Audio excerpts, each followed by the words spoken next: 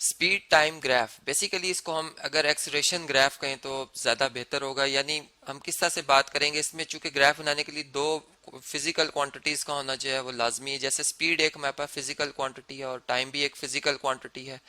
अब इसमें ये बात के जो डिपेंडेंट और इंडिपेंडेंट वेरिएबल के हिसाब से, तो टाइम जो होता है वो इंडिपेंडेंट होता है। यानी हम ये बात जानते हैं कि जब हम एक्स एक्सिस और वाई एक्सिस ड्रॉ करते हैं तो एक्स एक्सिस के लॉन्ग जो है, यानी जो हॉरिजॉन्टल लाइन आपको नजर है इसके लॉन्ग ज्यादातर हम जो है वो यानी इंडिपेंडेंट वेरिएबल रखते हैं। वो वेरिएबल जिसकी वैल्यू जो है वो किसी दूसरे वेरिएबल पर डिपेंड नहीं करती, ठीक है। जबकि वो वैल्यू जो कि दूसरे पे डिपेंड कर रही होती है, दूसरे वेरिएबल पर, उसको हम कहते हैं डिपेंडेंट वेरिएबल, जो कि स्पीड है।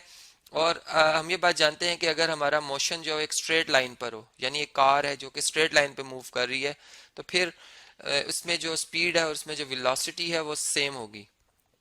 तो यहाँ पर हम ये बात करते हैं कि ये हमारे पास जो वेलोसिटी के यूनिट है वो मीटर पर सेकंड होने चाहिए, टाइम के सेकंड्स होने चाहिए, जो कि इनके स्टैंडर्ड यूनिट है। और फिर अगर हम इनका ग्राफ बनाएं तो किस तरह से हम इस बात को स्टडी कर सकते हैं, देखें इसमें डिफरेंट केसेस आते हैं।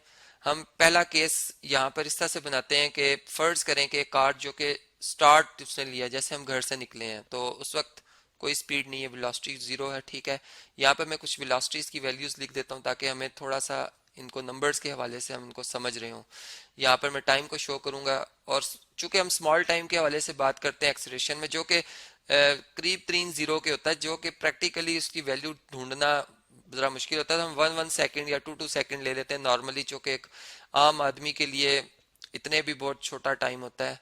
तो यहाँ पे चले मैं 2 2 सेकेंड्स के हवाले से बात करता हूँ कि ये 2 2 सेकेंड्स। तो यहाँ पर जारी बात है, टू आफ्टर टू कितना हो जाएगा, 4 हो जाएगा, फिर 6 हो जाएगा, 8 हो जाएगा, 10 हो जाएगा, 12 हो जाएगा और 14 हो जाएगा।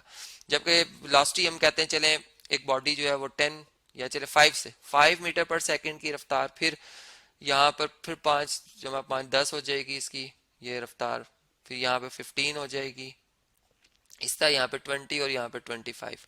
अब ऐसा है कि चूंकि जो केस मैं आपको बता रहा था इसको यहाँ से हम, चूंकि हमने डिफरेंट केसेस के वाले से इसको स्टडी करना है तो हम इसे साथ ही कॉपी भी कर लेते हैं। चलें जी, अब हम ऐसा करते हैं कि वेलोसिटी जीरो से स्टार्ट हुई गाड़, और ये यानी 2 मिनट गुजरने के बाद, या 2 सेकंड, सॉरी 2 सेकंड गुजरने के बाद जो इसकी वेलोसिटी है वो इस तरह से हम देख रहे हैं कि उसमें तब्दीली आ रही है। यानी यहाँ पर अगर वेलोसिटी इस टाइम देखी जाए वी एफ, तो वो कितनी है जी, 5 मीटर पर सेकंड है।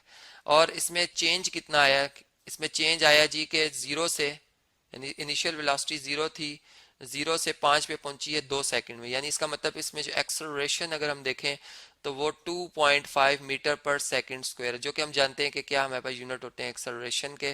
तो ये आ गई।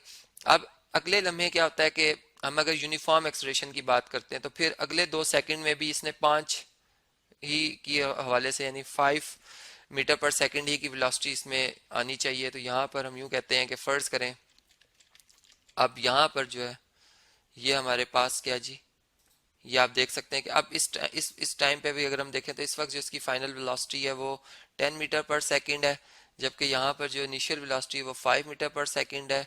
इनमें जो चेंज आई है आफ्टर 2 सेकंड वो कितनी आई है, 5 मीटर पर सेकंड आई है। और अगर मैं इसको चेंज इन टाइम से डिवाइड कर देता हूँ जो कि 2 सेकंड गुजरने के बाद है, तो जो एक्सलेरेशन, एवरेज एक्सलेरेशन की हम बात करेंगे तो वो हमारे पास क्या आ जाएगी जी, वो 5/2 मीटर पर सेकंड स्क्वायर ही आएगी, जो कि पहले भी हमारे पास यही वैल्यू आई थी।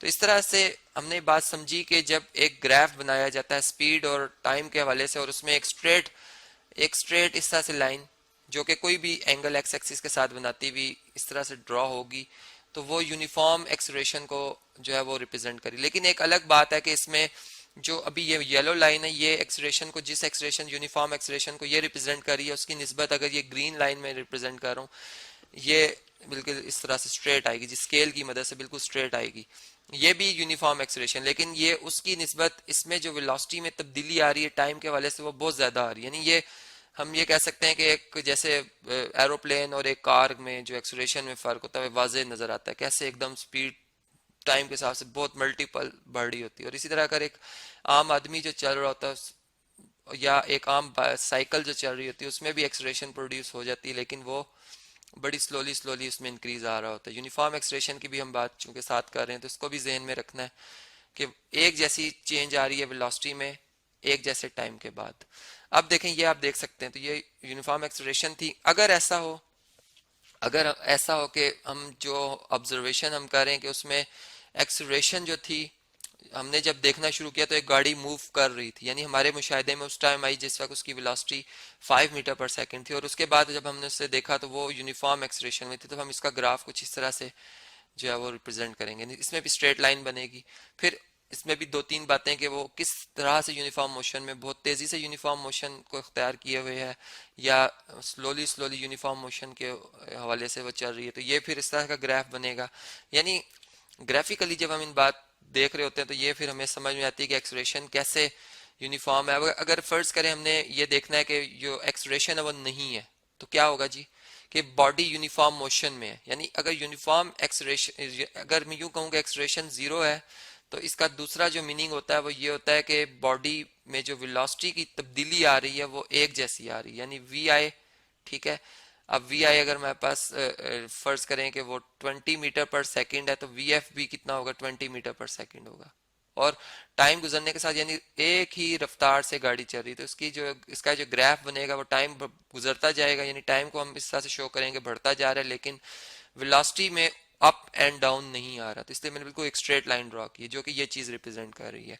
फिर इसी तरह अगर फर्ज करें हमने ये बात बतानी हो कि जो एक्सलरेशन है वो यूनिफॉर्म नहीं है, यानी यहाँ पे ये डिफरेंट केसेस में इसी के अंदर स्टडी हम कर रहे हैं। मैंने यहाँ पे 1 लिखा था, हम एक ही ग्राफ के अंदर जो डिफरेंट केसेस अराइज कर रहे हैं, तो यहाँ पर हम ये कह रहे हैं कि अब ये यूनिफॉर्म नहीं है, नॉन यूनिफॉर्म।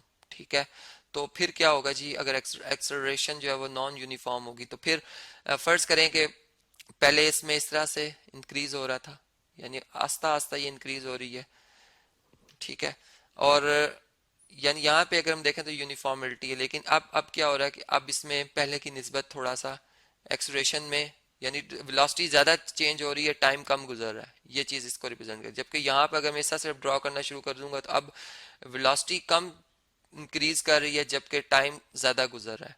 तो इस तरीके से ये हमारे पास जो है, और हमने अगर कहना है यहाँ पे यूनिफॉर्म वेलोसिटी, तो फिर इस तरीके से हम उसको एक हाइट पे लाकर इस तरह से टाइम को पास करते जाएंगे, लेकिन वेलोसिटी में अप एंड डाउन नहीं आएगा। तो इस तरह से ये हमें पता चल जाता है कि ये यूनिफॉर्म एक्सेलरेशन है या नॉन यूनिफॉर्म एक्सेलरेशन है। तो इस तरह से ये हमारे पास डिफरेंट केसेस आते हैं। अब अगर फर्ज करें एक बॉडी ने मूव किया, वो इस मुकाम से इस मुकाम तक आ गई, यानी पोजीशन उसने चेंज की, इसकी इनिशियल वेलोसिटी मैं कहता हूँ जी वी आई है, इधर है इसकी फाइनल वेलोसिटी वी एफ, और जो यहाँ तक पहुंचने में टाइम अगर मैं मेजर करना है तो मैं इस पॉइंट से बी पॉइंट से परपेंडिकुलर थ्रो करूंगा एक्स एक्सिस पे, वो जिस पॉइंट पे आके इसको हिट करेगा, फर्स्ट करें वो 11 सेकंड, तो ये टी इसमें 11 आ जाएगा। ठीक है, अब हम ये देखते हैं कि अगर हमने ग्राफिकली ये देखना हो कि इस बॉडी ने कितना डिस्टेंस कवर किया है, तो इसके लिए हम क्या करेंगे कि ये जो हमारे पास ट्राइंगल बन रही है, ये बेसिकली इसमें इसके मोशन के अंडर जो इसने ग्राफ एरिया कवर किया, ये उसको रिप्रेजेंट करिए। यानी इसमें एस जो होगा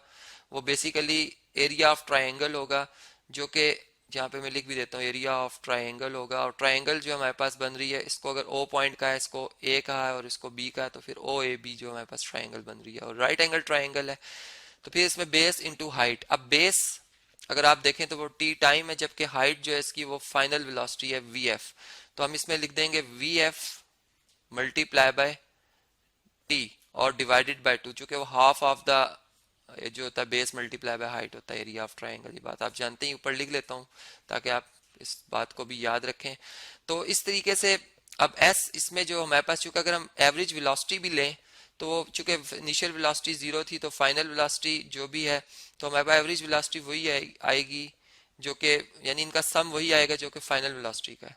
ठीक है, तो एस इक्वल टू, यहाँ से हम 2s इक्वल टू लिख सकते हैं वी एफ इंटू टी। यानी अगर हमने अब इस इक्वेशन से अगर डिस्टेंस निकालना है तो डिस्टेंस भी मेजर कर सकते हैं, अगर हमने फर्स्ट करें फाइनल वेलोसिटी मेजर करनी है वो भी कर सकते हैं। यानी अगर तीन वेरिएबल हो तो दो उनमें से क्वांटिटीज की वैल्यू पता होनी चाहिए, तीसरी आप फाइंड कर सकते हैं। अब देखिए फर्स्ट करें इसमें हमने डिस्टेंस ही निकालना है, फर्स्ट करें फाइनल वेलोसिटी 25 मीटर पर सेकेंड ही है, तो यहाँ पर 25 लिखेंगे हम मीटर पर सेकंड, टाइम कितना लगा था 11 डिवाइडेड बाय 2, तो ये जो वैल्यू आएगी ये मीटर्स में इसका आंसर आ जाएगा। तो इस तरह से आप डिस्टेंस भी मेजर कर सकते हैं।